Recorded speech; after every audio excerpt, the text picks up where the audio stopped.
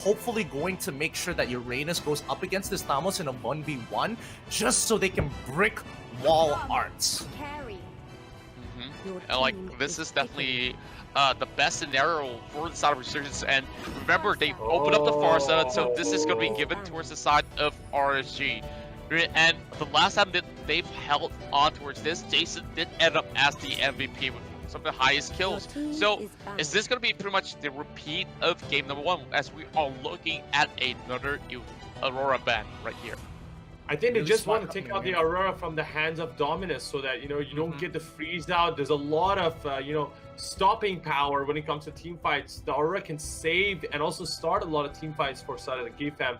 But taking that away, of course, disables them, but I'm pretty sure they have a lot of other picks. The problem is here, I'm not sure if they're going to go for the Greenware pick later on for Given because Resurgence has already showed them how to defeat a Farsa comp. Yeah, personally, I think Geek Fam should have, instead of Jawhead in this situation, I think they should have might have considered, either getting rid of the Valier this time round, because I feel like Resurgence, like Valier is going to be so good here. It denies a lot of space, it denies a lot of engages from Geek Fam, or they could go for the Diggy route, but even then, that could be very, very scary if, they get flanked from an awkward angle, because we are talking about Zorn here. So right now, I think for Geek Fam, yeah, what's up, Contra? No, you go ahead first, and of course I'll bring up my point later on. I'm just looking at what picks they're going to go for. Are they still going to go for the Kagura to reach the Farsa and the backlines? I mean, they have to lock down on basically both the Claude and the Farsa here. So they're probably going to go for the Cho and the Kagura. Your team is Okay. Most likely so. Right. Like they can definitely do that, but I'm looking at the Kagura as a little bit more of that defensive measure than going in for pretty much aggressive method, because if that Kagura goes pretty much all the way in towards that corner, there's still going to be LY4 to worry about. So this final pick, once again, the most important of it all, that might just actually change things. But remember, GRANDFINAL, the only team that has actually brought this up is going to be RSG, with Sana going on that pick most likely, or could it be pretty much somebody else on that multi-row? Oh man, this is going to be a really hard game for both teams, because what it really comes down to is just skill.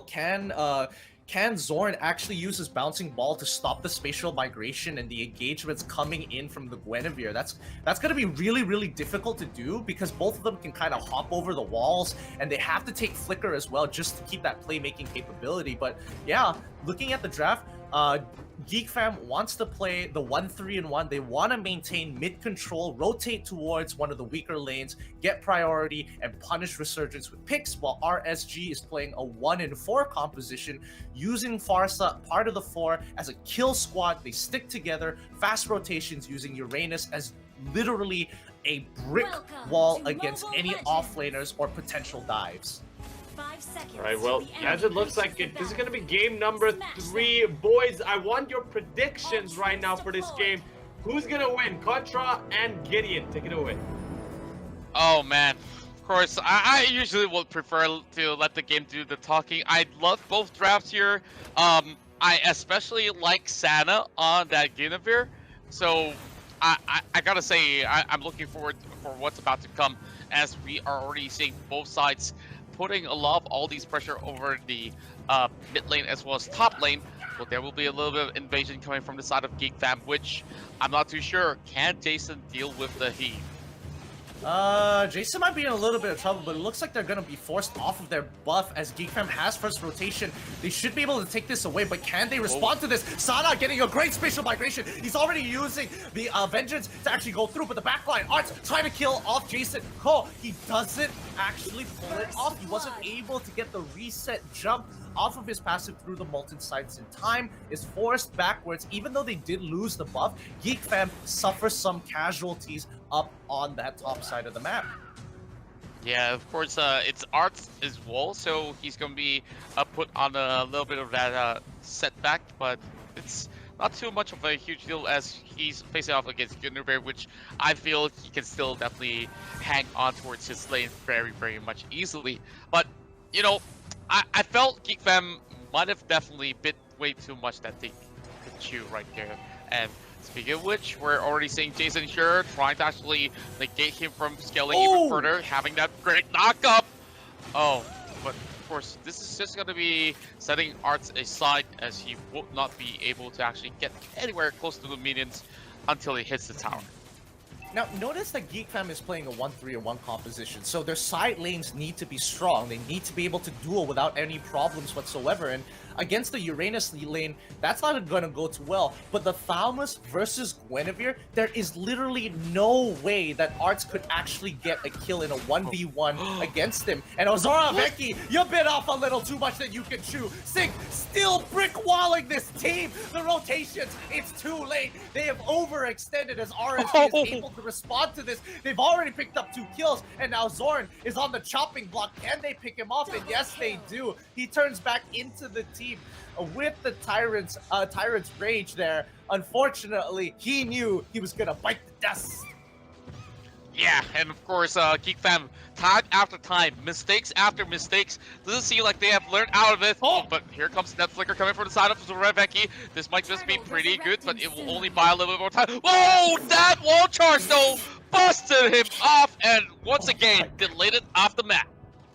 Okay, I wasn't. I'm too used to seeing Cho's having tenacity, so seeing Ozora Vecchi from a quarter of his HP getting instantly exploded there, really hard to watch. But up in the top side here, it looks like they did a little bit of a lane swap. They want to make sure that Cho is going to have a much more difficult matchup here as Arts slowly walks away. His Molten Size ain't going to help him here, but the counter engage coming in from Zorn. This might be their opportunity as they stop the Feathered Airstrike onto Jason. They've got their priority targets as Geek Fam look to pull this one through. Resurgence looking for a return kill somewhere, anywhere as they disengage.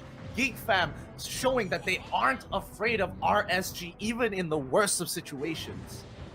Yeah, of course, they actually flexed up a little bit of that muscle that they can still pull something off, and it's great that they finally catch on towards Jason, which have been pretty much elusive time and time again from the start of the match. They've been looking for that kill to put him up pretty much on the back pedal, but no, he would eventually fall in that sort of second skirmish. But now, of course, both sides looking for a little bit of that reset. Well, there will be that attempt of the turtle coming from the side of RSG. So far, whoever's on the red side has got some pretty good win rates, but I'm not saying it pretty maturely, as we are still having Zord very confidently being inside of that pixel brush while these shots coming out. Ooh. And Uranus is down. Oh no, this is bad because Resurgence actually had the positional advantage onto Turtle, and remember, nobody actually has a retribution to secure this Turtle, so Resurgence wanted to kind of hold their ground. Top lane is doing absolutely fine, like Guinevere can run around circles around Thalmus forever, but losing Uranus just means that they have to give up their positional advantage here and fight a 3v4, and they can't really do much as Ozora Vecchi is stopping Jason from going forward here, as KZP, again, tries to steal it away with the power of nature. Unfortunately, did not secure it fast enough. Yeah. And right now, of course, with those sort of movements coming in from Geek Fam, they are looking pretty much great to move in and out of all these sort of a open space of the jungle, but they will look to secure that bottom side of the tower first. So here comes a little bit more output of damage coming from the side of Jason, just to clear off a little bit more waves with that Phantom Airstrike, Feathered Airstrike, of course. But over top side, it seems to be way too cleared off, so Resurgence might be able to dish out some damage and hope to secure a counter trade. Yeah, I think as of right now, Geek Fam have definitely adapted. Oh, here comes the dive onto Arts as they want to actually secure this top side. And yes, they do. They secure the top lane. They trade it 1-for-1 objectives, and the goal is just purely even here. KZP having to disengage, sync the next to follow up with the consecration as well. He's going to be absolutely fine. And notice how Geek Fam has adapted into this particular game, right? Zorn has been such a nuisance to Resurgence that a lot of the fights, they are making sure that they are keeping eyes on Zorn. This allows Ozora Vecchi to actually go under the radar, and, you know, he has been managing to stop and cancel the Feathered Airstrikes from Jason time and time again. Yeah, and right now, Arts being stuck in between, this looks pretty bad, but he has enough lifesteal to keep himself alive. Oh my, look at that sort of regen coming out of him as he's definitely healing himself back up. Concentrated energy for Sana as we are looking at Dominus here. Trying to actually take out that tower, but it just needs a couple more autos to get it pretty much off. Turtle resurrecting soon. Yep, they just have to kind of hold their ground here as Geek Fam.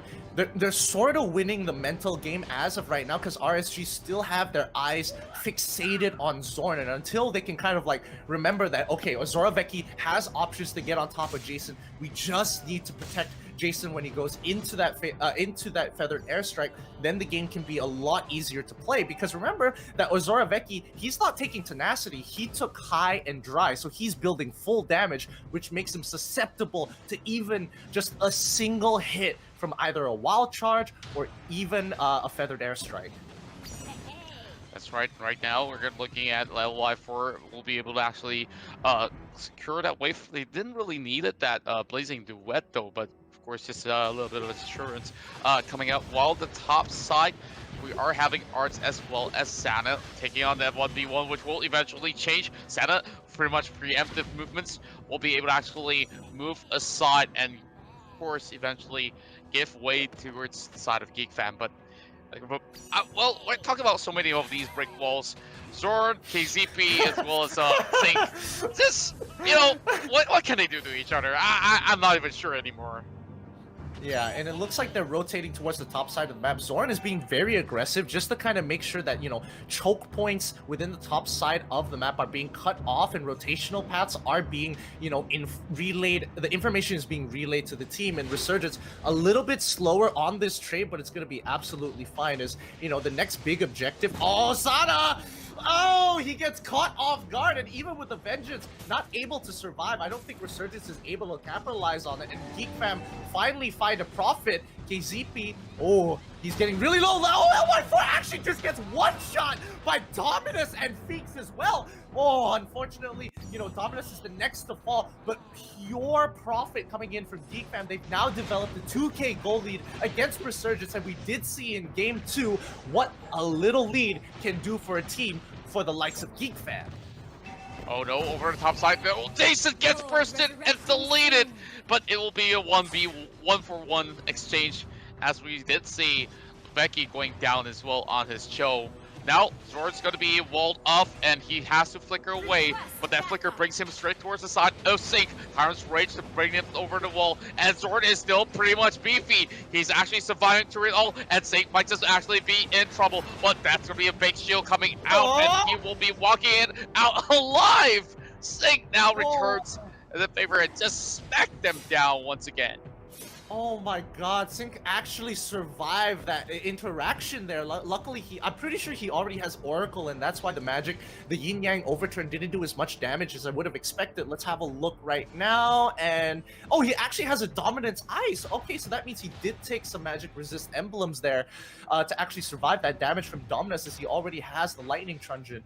Really nice play here, but let's see what are the next moves, because Resurgence, once again, we talked about the composition, having it all, the Lord Steel. Oh, wow. A 3 magic no, and one shots LY4 before the Blazing Duet. Lord has been slain and goes over to Resurgence's side, but Geek Fam is gonna run Resurgence and look to force to make a mistake here, as LY4 has to sit in the gray death screen for another 20 more seconds. Geek Fam have full control until Lord starts walking out of that base.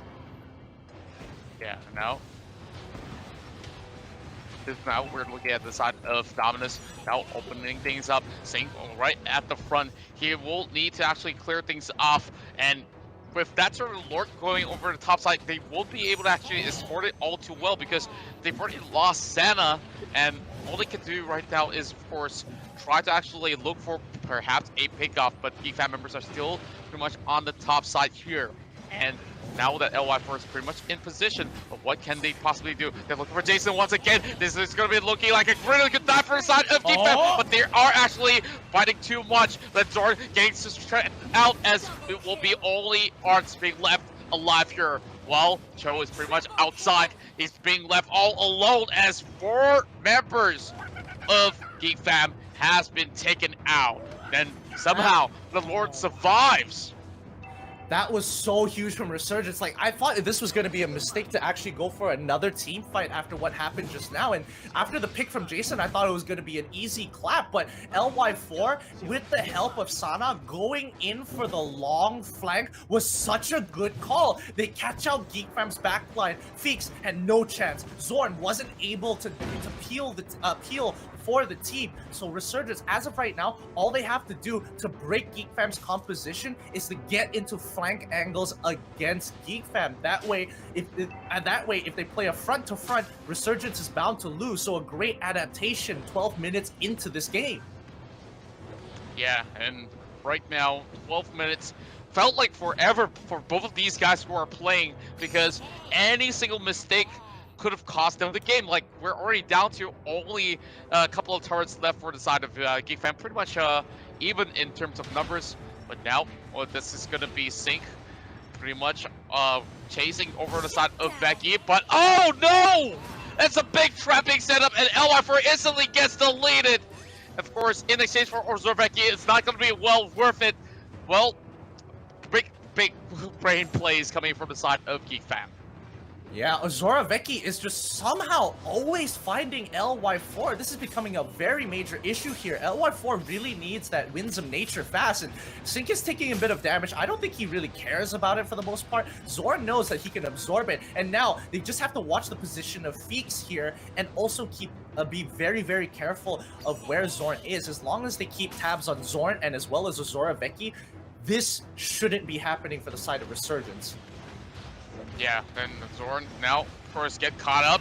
As KCP definitely sets it up for some really great exchanges as we're looking at Jason getting that one kill. Now getting a person down. Oh my goodness! He actually comes right back! Oh, what is going on here? As we're looking at Resurgence here, we're trying to actually take down odds as being a little bit more tough to actually deal with. But that exchange was so beautiful. Did you just see Sana actually almost jumping off, and he gets back up on track?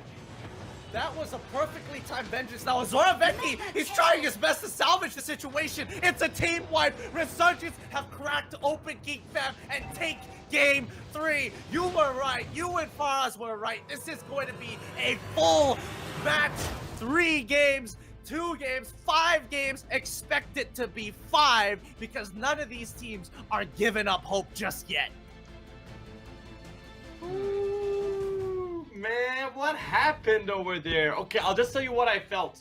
From the draft, I actually thought RSG would win again because I feel like Geek Fam was going with picks. Kufra picked I really liked, but after that, going with the similar picks as before, some of them I would have changed since, you know, Resurgence has already shown they're going for the Farsa pick. I did genuinely believe that Geek Fam can actually handle it mid-game. But there was a couple of times that they let it go, and I mean, they did. Vicky did a good job, as Contra and you as well mentioned, that he caught on LY4 a couple of times that punished him. But the Lord, when the Lord was pushing in the top lane, I don't know why they didn't let the Lord push down a little.